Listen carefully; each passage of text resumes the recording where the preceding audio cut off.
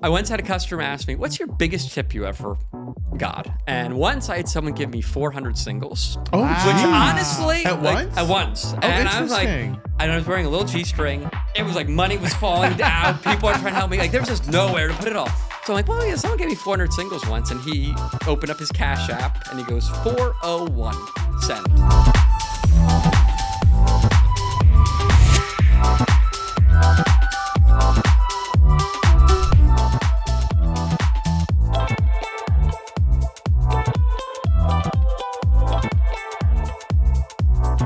Welcome to a new episode of the Skittle Squad Podcast. We're glad you're here. My name is David Smith, and I'm here with my co-host. I'm Paul Pfeiffer. Hey, Paul, how are you? Hey, I'm good. How are you? You're in all white today. I am in all white today. I'm usually used to seeing you in like a dark blue t-shirt. Because I'm virginal. Today, I am virginal. So we're going to start off lying?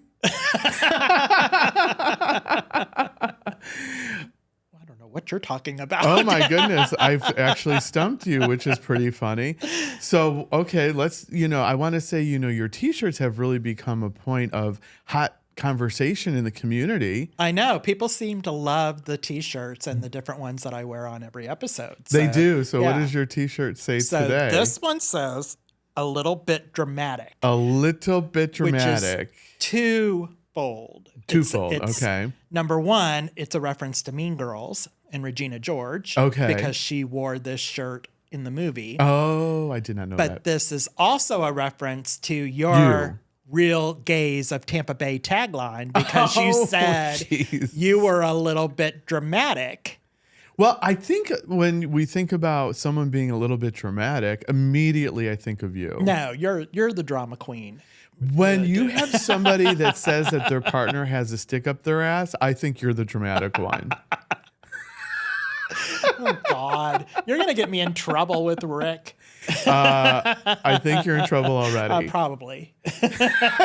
Oh, well. So anyway. So being dramatic, I heard that there was some sort of boating incident that happened. There was a dramatic boating incident that I had recently. Yeah. Everything I'm going to actually tell you right now is true. Okay. But it's going to sound like it's not true. Okay. So I do have to keep the names of the people involved. I have to keep them anonymous. So. But I'll probably know who they are. So a good friend of mine said, hey, let's go out and, hit some sandbars on my boat. And I had the day off of work because it was Juneteenth. And I thought, well, this would be a lot of fun. Let's go ahead. Let's go out. And so it was a small group of us. There was about 5 of us. Mm-hmm. Got on the boat, took off. We were having a great time listening to the music, and the driver of the boat stops driving the boat and says, oh, where do you guys think we should go? Mm-hmm. Okay. Let's go to Beer Can Island. Okay. This was a brand new boat with all of the satellite equipment. So we had a depth reader. Everything was great. So wait, was this a boat that your friend owned, or was this a boat that you rented? So this was a boat my friend owned, and he had a home dock. Okay. Yeah, so we got on the boat from his home dock, took off into Tampa Bay. We are ready to have a party. I don't know what went wrong, but we decided to start using the GPS that you use to drive your car to navigate the boat. Yeah. Well, Apple Maps doesn't show you where the sandbars are. Oh, no. So we were going to Beer Can Island, which is right next to the Air Force Base. Right. And we hit a sandbar. Right before we hit the sandbar, we're all looking out. We're like, wow, look at those sharks over there. Wow, look at those stingrays down there. Oh my God, it's so beautiful. Stop. Full stop. Everyone out of the boat. So I was with a younger woman, and her and I were standing next to each other and kind of like looking at each other like, oh my God, what's going on? Well, the men just started pushing the boat to what they thought was a channel against the island, which was the Air Force Island. Now, we didn't realize that those markers were warning signs not to go any further because it was a federal Air Force base. So we're pushing the boat to the Air Force base. We're trying to get it there as close as possible. So we got really close to the sign. I want to say like 10 to 20 feet. And then the boat was just fully stuck. We could not get it out. So Olivia... Wait. So back up for a second because you guys were in the water with and the there sharks. were sharks in the water? Yes. So I was Okay. holding hands with this woman and we were basically like, oh my God, we were just having a nice boat day. Now we feel like we're on Survivor. Like we didn't know what had happened. It was unbelievable. We are embracing each other and holding hands like we have known each other for 30 years and we had known each other for 30 minutes. Okay. That is not the least bit dramatic, by the way. So this is all true. So anyway, we get up to the boat when it's fully stuck. We get on the boat and I say to the captain, can we call the sea tow? I think we should call the sea tow, but I want to do a charcuterie board first. And I'm like, what? Wait. That's so random. Like, what? well, I was scared. I was like a little mortified, but I'm also didn't have the sea tow phone number to call. So I'm like, okay, yeah, we could do a charcuterie board really quick. Well, this was a process because he had to set up the table on the boat, then get out the charcuterie board and laid out each piece of cheese perfectly, each piece of salami perfectly. Like we're talking like gourmet. So we enjoyed the charcuterie board, and then the captain says, "Oh, I should probably call the sea tow now." Great idea. So they call the sea tow. Obviously, everything worst case scenario. They didn't know where we were. We didn't know where we were. You know, we're like, hey, you know, we think we're on our way to Beer Can Island. We didn't know where we were. And they're like, okay, we've got a sea tow boat at the Skyway Bridge. We will be over to you as soon as we can. Mm-hmm. So we're waiting. We don't know how long it's going to be. And a thunderstorm pops up. And there's lightning just all of a sudden all over the place. And I'm like, do we want to worry about the lightning coming right toward us? And everyone's like, no. What we should do is let's go ahead and listen to Lady Gaga and do a dance video. I'm like, don't we want to conserve the battery of the boat? No. Shouldn't we be keeping an eye out for the sea tow captain to give us a call? No. So we're listening to music. I'm just like adapting. I'm like, I have to adapt.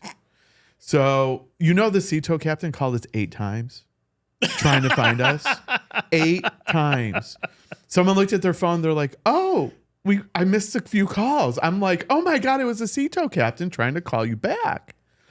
But in the meantime, I'm seeing this military / like police boat going back and forth in the channel, but we're so far away from the channel that we cannot see exactly who it is. Mm-hmm. It was the military police. They were trying to see what we were doing in the Air Force base. So the sea tow captain finally sees us, and he's like, listen, I can't get to you guys unless you're able to have somebody get out of the water and find at least waist deep water. So a friend of mine jumps out without anything, and he's like trying to find the water deeper enough for the boat to get in. I mean, there was no way. We were in such shallow water. Luckily, the sea tow captain convinced the military police not to arrest us. Thank the Lord. So we ended up, again, survivor mode, walking through sharks, stingrays, and sea urchins, which, by the way, if you've ever stepped on a sea urchin, you're going to know about it. And this woman and I, again, we're like, we can do it. We can get to the rescue boat. And we walked to the rescue boat. And then later in the day, they actually had a bomb disposal squad come out to the boat and check it. We had to leave the boat there. And then the next day, during high tide, they were able to get the boat out. Okay. So, yeah. So I have a few follow-up questions. So number one, the charcuterie board, like I feel like you would have taken control over that because you're so anal about the number of papers that are on a desk that you would have been like, no, that cheese is 2 inches too close to the edge. And then so the second thing is, what song, Lady Gaga songs were you dancing to? Bad Romance. Oh, yeah. Yeah, we were having a great time. Awesome. If I can get permission from the people on board, maybe we'll flash a quick video of the dancing. It literally, because we're stuck in the middle of nowhere. And once that storm passed through, thank the Lord, it looks like we're literally in the middle of nowhere filming a video. The background is beautiful. I mean, there's nothing because we were in the middle of nowhere. So, was it a dance contest? Who won? Seemed like it was a dance contest. And who won? I think everybody won. Yeah, you can't say I think because won. you're not revealing names. So although I have a suspicion I know who at least some of the people were that were on this boat, just by the way you're describing it. So. Yes, you potentially do. So that's my boat story. And going back to your T-shirt, do you feel like it was dramatic? Yeah, story? you're very dramatic. I mean, this is why I wore the shirt, because you are really dramatic. Wow. Like, I don't know if I would. Well, first of all, I wouldn't even get in the water if there were sharks in the water. Oh, I had no choice. I don't know, believe me. It was like stay there for the night or walk to the sea tow. Yeah. So anyway, but yeah, you were a little dramatic. But you know, I'm still going back to the charcuterie board because I feel like you didn't tell the whole story with that. Because I know you. No, I was trying to really just go with the flow. I was trying to look at the captain, and I was just kind of like, okay, we're gonna miss a lot of calls from the sea tow. That's fine. All right, we're gonna drain the battery in the boat. It was kind of like one of those situations where any possible thing that could happen and go wrong did. Except we got out of there, thank the Lord. So was the boat damaged at all or no? No, there was no damage. I mean, it was a brand new boat. It was just, it was pretty much almost brand new. Yeah, okay. No damage. So got out of there unscathed, and it was just, a miracle of Lady Gaga, apparently. Lady Gaga always saves the day. She does. Oh, my goodness. I actually love her so much. So I did want to ask you one more quick question before we jump into Scott Simon, our next guest. So stay tuned. He'll be on in just a few minutes. Yep. What do you think people may usually get wrong about you? That's a really good question. There's a couple of things. So I think I put off this persona that I'm not as smart as what I really am. Mm-hmm. And I think because when I was growing up, I was such a brainiac and people would, bully me because I was so smart that I kind of play dumb sometimes so that people don't think. Now, do you still do smart. that even now? Yeah. Oh, interesting. I do that so you adapted that from the very beginning. Yeah, so I kind of do that now. Okay. I think the other thing is that, so you wouldn't know it from the show, but in real life, I'm very much introverted. Mm-hmm. And a lot of people take that shyness as being stuck up and kind of snooty. And I'm not that way at all. Like anybody who knows me knows that that's definitely not me. It's just that when I'm around people that I don't know, I'm very shy and kind of reserved. Right. You just don't know it because of the Yeah. show. Because on the show, you have to put on a certain persona when you're on the show. So Yeah. So me in real life, I'm very much reserved and kind of So quiet. you would say you're pretty introverted. Yeah. So if you go out to a social setting where maybe there's a lot of people, does that drain your battery? Oh, And then absolutely. you go home and you're like on a recharge? Yeah, no, absolutly. Okay. Yeah, absolutely. Yeah. Absolutely. Okay. And you can tell, like, when we're on the show, it's different because you don't notice the cameras. You don't really notice the lights. It's like you're talking to a friend of yours across the table.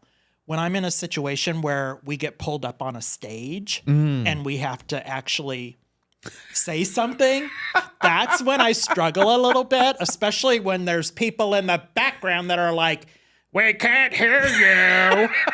That's Rick. Even though you're talking directly into the microphone.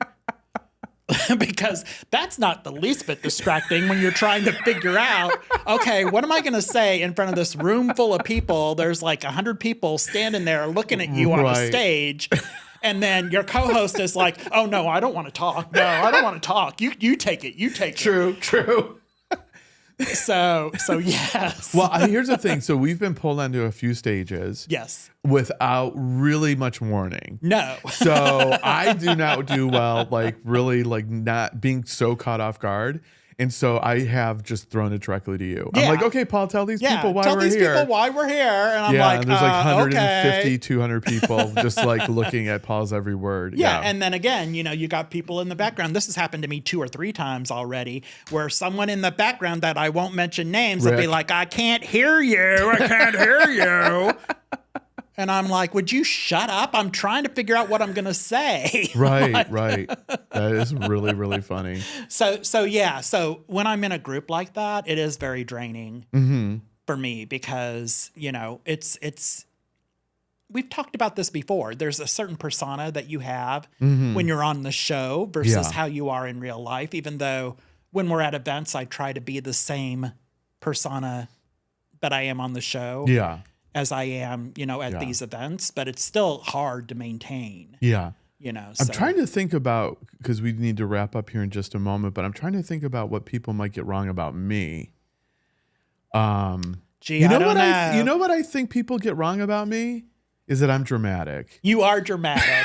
No, they don't get that wrong. And you're also shady because you like to throw the muffin top thing at me all the time. So you're shady and you are dramatic. So. Well, I do want everyone to make sure they're continuing to tune in for future episodes because I do have a t-shirt that I have made for you.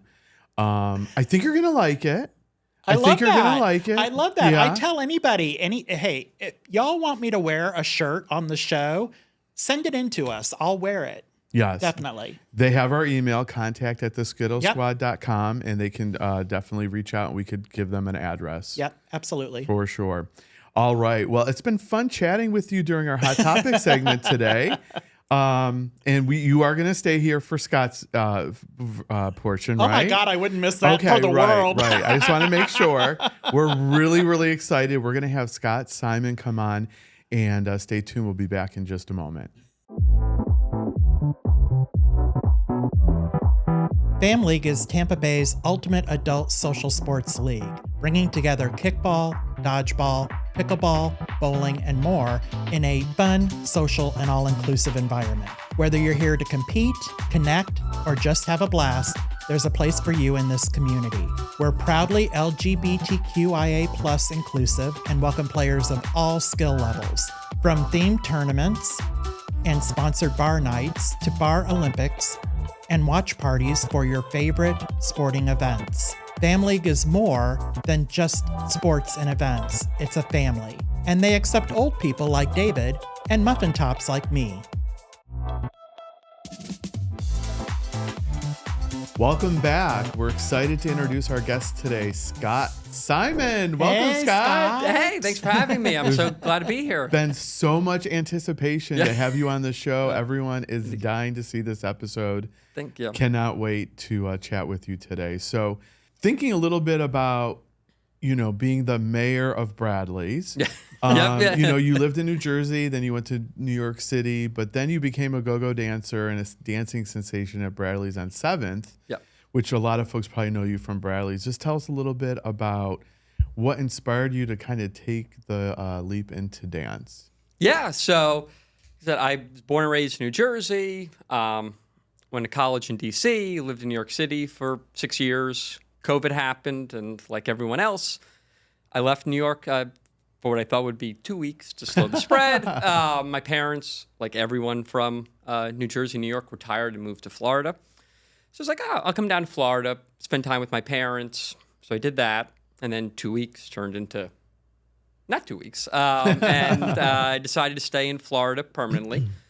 They're a little bit further south. They're like in Fort Myers. Okay. Which, if you're 60, straight, and retired, is the place to live. Right. I'm none of those three, so it was like,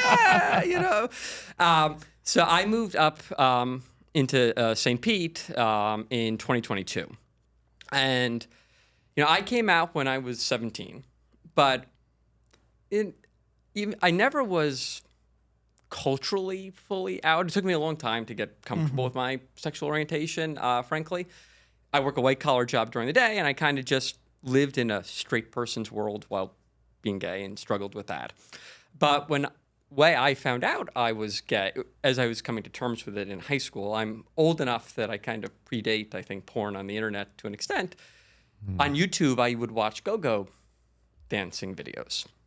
And that's sort of what made me realize, oh, this is something I quite enjoy. It's always had this fantasy of being a dancer. But contrary to what people might think, seeing me at Bradley's, I can be actually shy and introverted. And I do think when I moved here, I knew no one. Mm-hmm.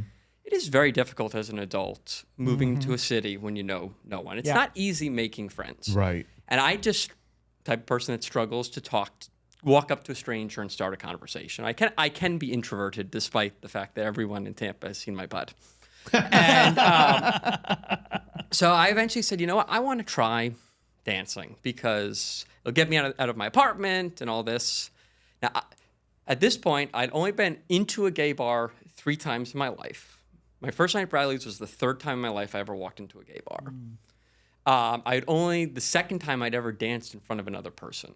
I tried an amateur night at Johnson's, which is a local strip club. Yeah. Really did not go very well at all. So that was that. But I said, you know what, I want to try it again. So a couple weeks later, I emailed Bradley's. They said, come on a Friday. I came on Friday, March 10th of 23. He said at the end of the night, Jimmy, the manager's like, do you want to come back tomorrow?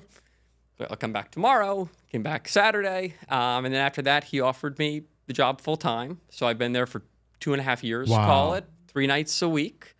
I don't think I was very good in the beginning. I know that because someone told me. Oh my goodness. Okay. My second night ever working, so that's Saturday. And I said, I'd never done this before, and it's more intimidating than people realize because you're up on a box or on a stage. Everyone is looking at you. There is nowhere to hide. This big, middle-aged Latino man comes up to me, muscular, all this. He's got $5 in his hand. He's like, I'm tipping you today because you're trying so hard. Oh my goodness. But you're really not very good at this. Wow. He grabs me by the hips, and he says, you need to move more like this. And he says, I'm not going to tip you again until you're good. Oh, okay. So then, so that was March of 23. In July of 23, he was there most weekends. He finally came up, and he said, you've gotten much better. And tipped me again. And honestly, that was one of the more meaningful tips I ever got. Yeah. And the irony is we're now friendly and friends now and talk and all that. And he meant it. I know the initial thing was, I assure you, it was a little hurtful, but it was not intended. It was intended to be helpful. But so it was definitely a learning process for sure. But I love it now. It's my favorite thing. That's so interesting. So when you set foot in Bradley's, that was one of the times you had gone into a gay bar for the first time, right? Yeah. So like I said, I had been into Enigma once on a date that didn't go well. And I walked into Johnson's to try the amateur contest for like half an hour. And that was it. Wow. And then I walked into Bradley's. And That is a big culture shock, or just a big like dive right in. yeah, I have a tendency to, rip the Band-Aid off and I guess do things in extreme ways. But I was like, I really want to try this. And the only way you can try it is to do it. So, yeah, it was I'd never been into Bradley's before. Like I said, it was really the only time I spent a long amount of time in gay bars, and now all you do is see me at gay bars every night, it seems. So, and you really are there almost all of the time. Yeah, you don't take much time off. No, I've not taken a full weekend off since May of 23. Wow. I've taken, through July. I'll take 2 nights off all year this year. Wow. Which it's good because people are so used to seeing me. Like, I have people who come up and say, when I think of Bradley's, I think of you, which means so much, honestly. And the other reality is I love being there. I love my job. Like, this is where I don't feel FOMO of, I wish I could be someplace else. This is where I want to spend my Friday night, my Saturday night, because I find it so much fun. And I formed so many friendships. I mean, just about every single person I know in Tampa Bay or I'm friends with, that friendship started directly or indirectly as a result of me having this job. Yeah, the community that you have there just sounds unbelievably amazing. It is. I say, I walk in, I'll probably bump. I usually try to come in 40 minutes before I have my shift just to chat with everyone. And, you start knowing people as people and like, oh, his mom is in the hospital. I'm going to check and make sure she's doing okay. Or he was just on vacation. I want to hear about it. You do form a real bond with them. Yeah, it's so great to hear your story. I do remember going to Bradley's for the first time and seeing you. And I don't think knew anyone. I think I was there with one other person. And it's just your warm smile is so inviting. It's so comforting. And so you're probably really making so many people feel welcome there that you probably don't even realize or even see. Yeah.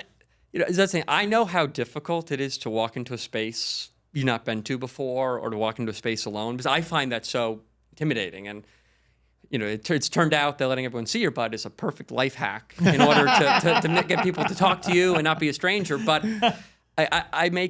if you come to Bradley's, there will be at least one person who smiles and tries to make you feel seen. Because I know when I was in New York and I struggled to make friends or anything, like I often felt very invisible. I never want anyone to feel invisible at Bradley's. I want you to feel seen. And I had someone come up to me once he was always, tip me, just $1 or whatever. And then after a few months, he's like, I want you to know that these interactions gave me the courage to go ask someone out on a date. Oh, that's so great. I had someone who was a trans individual who just came up and said, you always make me feel safe here. And I thank you for that. And those things, very meaningful. And I like to think I've formed a unique niche here where obviously it's a sexually focused job. Like, that's the reason I go to the gym every day and all that. But there's a little bit more of a connection and people see a little bit more of a warmth. And I think that's what's helped me have a little bit of a niche here. So do you think that you're an introverted person, like we were talking about earlier with Paul, or extroverted? Do you find that you need like a recharging moment after working or? Yeah, so I have found, my day job, I work remotely at home. I found I can't have beyond socially 7 days a week. I need some time on like Monday and Tuesday where I'm really not doing too much and just sit in front of the couch and watch Schitt's Creek reruns or something. However, by the time Wednesday, Thursday comes, I know I can't just be alone all the time. Right. Like you start needing that social battery recharge, but I find I need a little bit of both. Balance, yeah, for sure. And so do you work out 7 days a week? Yeah, I mean, that's, I'll be honest with you, I hate my body, and I'm sure like everyone does in Tampa Bay. I'm feeling very a challenge. confused right now. Anyway, I struggle with body image, but got you. That makes sense. And that's actually one of the reasons I love dancing because so often when I look in the mirror, you see all the things you don't like about yourself. But in the faces of people I interact with, I see them seeing me as beautiful, and that provides joy and validation. But yeah, I go to the gym 6 to 7 days a week for an hour and a half. I hired a personal trainer for a time. Oh, nice. It's like this constant battle of want to make some things look bigger while making other things look smaller. And it's I don't do it because I enjoy the gym. People who enjoy the gym, I don't quite understand. I don't get that either. I don't know if I believe them entirely, but probably when I eventually retire from this, I suspect the amount of time I spend in the gym will also be declining a fair amount. Well, at least you don't have a muffin top like some of us. Well, it's this table. Well, I will say sometimes people do say tough things. I'll never forget in January, a customer comes up to me and goes, "Wow, holidays didn't treat you well." Oh my goodness, What? for real? For real. Oh my goodness, wow. Okay. And I was like, I took a look at him and I thought to myself, I don't think the holidays treated you all that well either, but Wow. you don't say those things. You just smile and say, thank you. But if you're going to say that, you should give at least a 5. Oh my God, yeah, for real. People are so critical. People will. But we did talk recently in a couple episodes, like people in our community are more critical of people in our community than others. Yeah, we're very critical with each other. It can be a very, very harsh and critical community. And there is the mean girls gaze, if you will, who always exist. Oh, really? I've never heard of them before. One of the things I find funny about that, particularly in our community, is the whole Tampa versus St. Pete Oh my dynamic, God, yes. which I do not like. To me, we are one Tampa Bay. Right. Yeah. And I live in St. Pete and I work in Tampa. So I'm like, am I a St. Pete gay or am I a Tampa gay? Because I kind of reside in both worlds. Yeah. And you talk to the St. Pete gays and they're like, oh, those Tampa gays are so cliquey. You're in Tampa and it's like, oh, the St. Pete gays are so cliquey. Like, let's just all be together. And Yeah. Right. Yeah. You know? Yeah. Well, the thing of it is, because I lived in Miami for almost 20 years before moving to Tampa Bay area, and you want to see clicky, go to Miami. Oh. Then come here, and I think everyone's literally like the nicest people on the planet. But you do have your groups, for sure. Absolutely. Yeah, for sure. And then there's even, I think, what, A-list groups, B-list groups. I mean, it's just like, it's a lot. Yeah. Stupid. So I do want to just kind of ask you one more quick question, because you talked about your gym routine. Do you have to follow a strict diet, or are you just naturally thin like you are? No, I mean, well, I eat like 3,200 calories a day. Oh, wow. That's my dream in life. I would be like one of those 1,000-pound sisters if I ate that much every day. Yeah, I know. People are like shocked me too. at how much I eat, but I eat so much. Okay. So you have a high metabolism. I have high metabolism, and I'm fairly active. I mean, Okay. I think one, people don't appreciate dancing for 4 hours is a fair amount of cardio. True. That is a lot. Yeah. 3 nights a week. I'm in the gym, and I try to do 10,000 steps a day. So Oh, I okay. am fairly active. I mean, Yeah. I haven't had like dessert in a year. Okay. So I really, I tried to limit like my added sugars to almost zero. Yeah. And it's just, I guess I'll have another pound of chicken.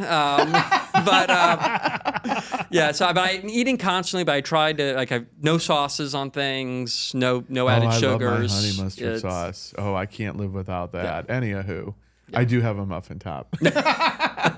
Finally, he admits it. I've always admitted it. It's just that you have a bigger one than me.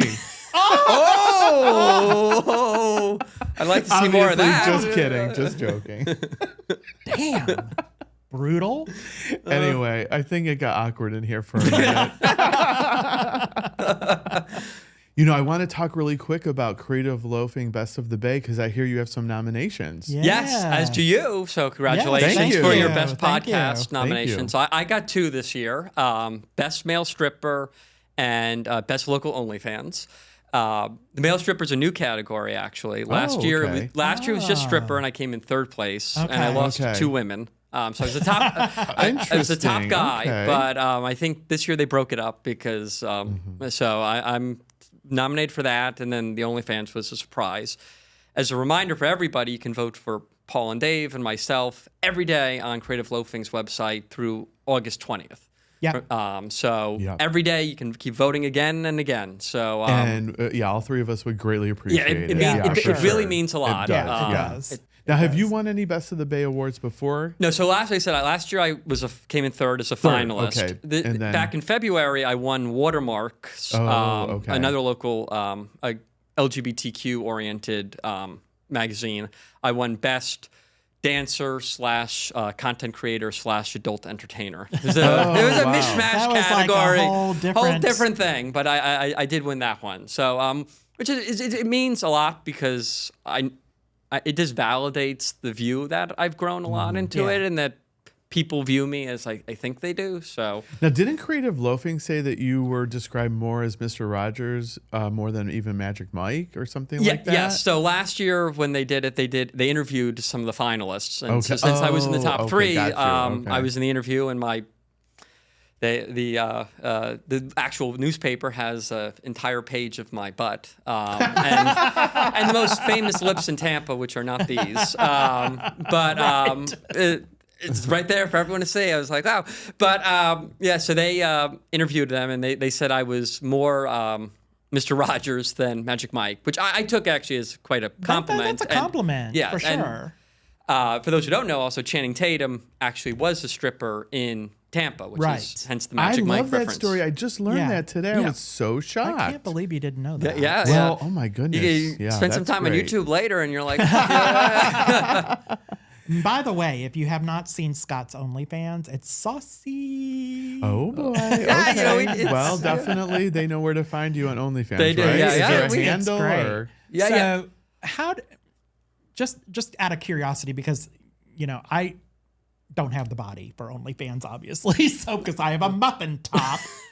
But anyway, how do you like, how are you able to have collaborations with other people? I'm trying to say this as nicely as I possibly can. Collaborations with other people on OnlyFans. Like, is it hard to do that, or what is the process around that without getting like too?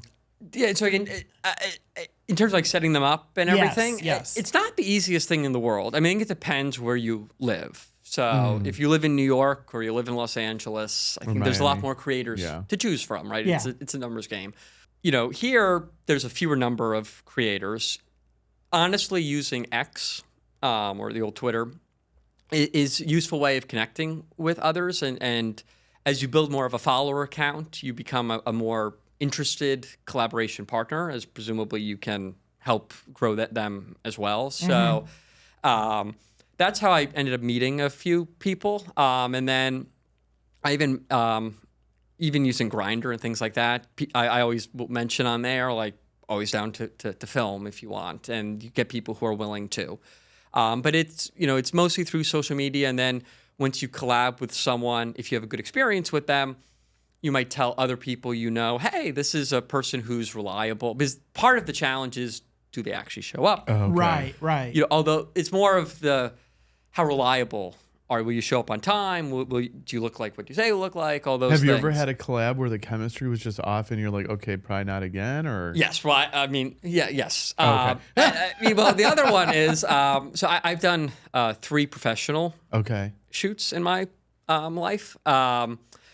The first one I ever did was also the first time I ever topped.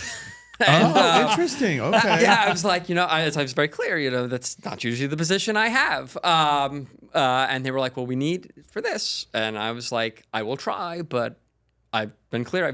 I've literally never once done this before. This is so interesting and juicy. And so that's what I did. And, I haven't really topped since. So I guess that speaks to how much I enjoyed the experience of it. How did it turn out on camera? Was it good?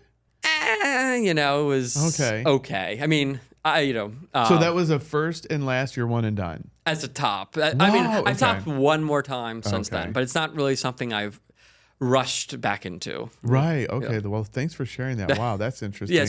Yeah.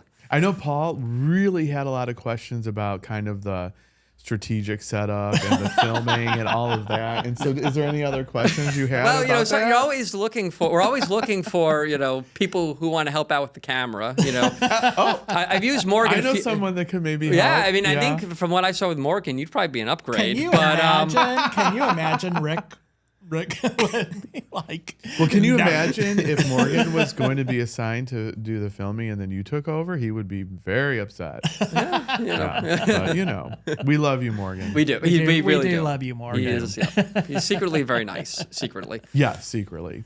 But it's really one of those open secrets everyone really knows. So you've been pretty open. We'll do a little bit of a shift here. You've been pretty open about struggling like with mental health on your social media and things like that. So how did returning to Bradley's after a suicide attempt, was really a big turning point for you? Can you share maybe how Bradley's and maybe the community kind of helped you heal and kind of get through that? Yeah. So I said I've been open about it, and I think mental health is health, and so there should be no stigma about it, and I think more people are willing to talk about it. You realize a lot of people go through things to varying degrees. So yeah, I attempted suicide in February of 24. If not for a friend, one individual, I probably would not be here.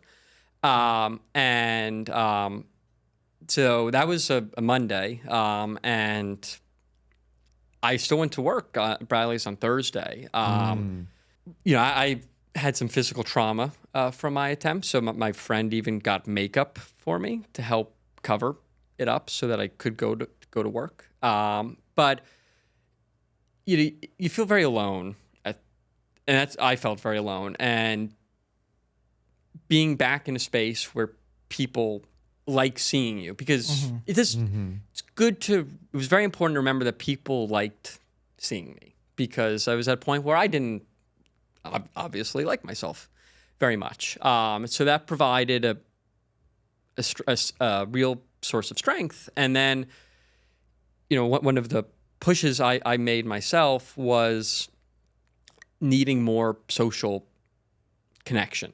So trying to go out more socially, trying to talk to people more. And the job at Bradley's actually helped show me that, there were a lot more people who cared about me than I realized cared about me. And it ended up being very affirming. And, coworkers, as I started sharing, because I didn't tell anyone for a little bit of time, just really my friend. And then he called my parents to tell them, and my sister, which was, and my parents and sister have been wonderful.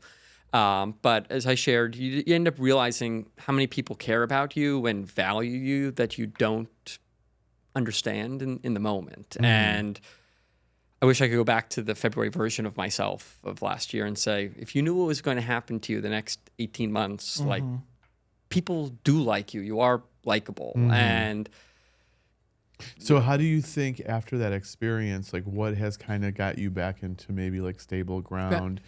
Is it the community connections and that realization? And did you like seek out therapy or professional help? Yeah. So, so like I said, I made an attempt. I had a friend who interrupted it. He made me go to the hospital, at which point they set me up with a therapist. I will say the mental health infrastructure in this country is pathetic. So I'm at the hospital with apparent injuries, and the first therapy appointment I had was 2.5 or 3 weeks later. Oh, wow. Which that is like, long. Could you imagine like someone having a heart attack and they're like, well, yeah, you can see a cardiologist in 3 weeks. Yeah. That's bad. So and I'm not trying to make a political point or anything like that, but I'm just like, we don't take mental health in the same seriousness we take physical health, and that's just something we should do better at. Fortunately, in the intervening time, I mean, my friend and my family really basically kept me going. Started doing therapy. At a time, there was also recommendations on prescriptions and so on. I've tried just to help through it, but honestly, a lot of that I found helped keep me from falling back off the cliff, so to speak, but didn't help bring me back to where I wanted to be, if that makes sense. And that's more honestly where, pushing myself more to be out in the community. Like, I've said to myself, you have to go out socially once a week aside from work. So like Sunday, I would just walk into Cocktail. One Sunday in April last year by myself, and even like it's just, I think walking to a bar by yourself is a hard thing to do. I walk in and suddenly all these people recognize me and are coming, oh, we never see you out. It's so good to see you out. And so many friendships with so many different people began. That's great. And I love this community so much. And Tampa Bay for me is home in a way that New York or New Jersey or DC never was. And that's what provides me so much more stability of like, people do, I've built a community of people who care so much about me. And I just say to everyone I think there's a community for all of us in waiting. And it just takes the courage to go out and do that. And that's why people see me wear this all the time. It's my favorite necklace. And it's a weight like you have in the gym that you put on a barbell. And a friend gave it to me, and it always lets me think of him and what he did for me. But it also is like we all carry weights with us in our lives, but they don't have to weigh you down. They can make you stronger. And no one is perfect. We all have, I think you're probably experiencing this too. When you're a performer or a public person, people see you as that version of yourself. Yeah. And I smile at everyone and all that. And that doesn't mean you don't feel things on the inside. Yeah. And we, no matter who you see, you think their life is perfect or all that. Everyone's got problems. Yeah. And you shouldn't feel alone. And if you reach out, like people would rather have a phone call of, hey, I'm not doing so well. Can you talk with me, rather than hearing that you did something to yourself. Right. Yeah, I'm so appreciative of you sharing this deep, intimate story, and hopefully our listeners can really take this information and if you are struggling with, mental health, reach out to somebody, talk to somebody. There's a lot of resources I'm sure that are available online. But really, I think the key, and I'd love to hear kind of your takeaway for folks as far as what to do, but really just reach out to a friend or maybe even acquaintance or family member and just say, hey, you know what? I need to talk. I'm struggling. Yeah, because reach out to people. I'll say, going through what I did, in some ways, going through trauma, there's some good things came about it. Like I'm closer with my family today. I've realized the unconditional love I have. It gave me, in some ways, the courage to talk to others, but it came out of significant casualties of relationships that were destroyed as a result of the trauma that caused. And I can't help but think if I just did a phone call, I could have also had all of the positive things without the casualties. So there are so many people who want to support, and you need community, and that's what I love about Tampa Bay. I've found that here, and I do believe wherever you are, there is a community that wants to help you. Paul, any final words on that? I just want to underline, something that you said. So, right now I'm going through this same situation that you went through recently. And medication can only take you so far. If you don't address the past trauma, the past challenges, you're never going to be healthy from a mental perspective. So it's very important.